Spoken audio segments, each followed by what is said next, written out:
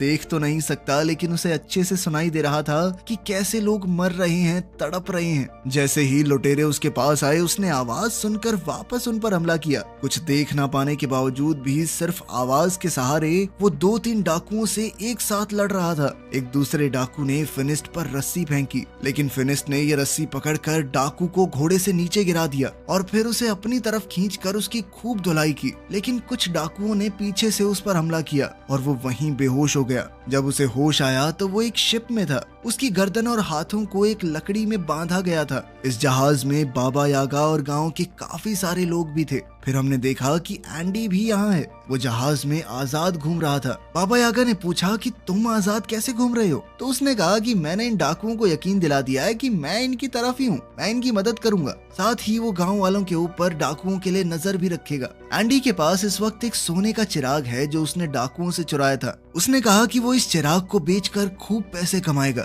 जैसे ही एंडी ने इस चिराग को रगड़कर साफ किया तो उसमें से एक जिन बाहर निकला। उसे देखकर सब घबरा गए, यहाँ तक कि एंडी भी। नीचे का शोर सुनकर एक डाकू वहां आ गया, लेकिन जिन ने इस डाकू को मारकर ऊपर फेंक दिया। जब जिन एंडी के पास गया उसकी ख्वाहिश पूछने, तो एंडी ने कहा कि वापस चिराग में चले जाओ, और वो जिन दोबारा से चिराग में चला गया। ऊपर से एक डाकू आया और एंडी के गले पर तलवार तान कर अपना चिराग उससे वापस ले लिया, और कुछ ही देर में ये जहाज अरेबिया पहुंचा। गांव से लाए हुए सभी लोगों को गुलाम के तौर पर बेचने के लिए खड़ा कर दिया गया। वहां एक नकाबपोश आदमी आया और उसने फिनिस्ट, बाबा यागा और एंडी को खरीद लिया। वो उन्हें अपने महल में ले गया। वहां पहुंचते ही सभी लोग इतना बड़ा महल देखकर हैरान रह गए। इस महल में रोबोट काम कर रहे थे, हालांकि ये बहुत ही पुराना जमाना है। तभी उस आदमी ने अपने चेहरे से नकाब हटाया। उसने कहा कि हैरान मत हो, मैं एक साइंटिस्ट हूँ और ये सभी रोबोट उसी ने बनाए थे। इस आदमी ने बताया कि उसने और भी बहुत सी मशीनें बनाई हैं जिससे इंसानों का काम आसान हो सके।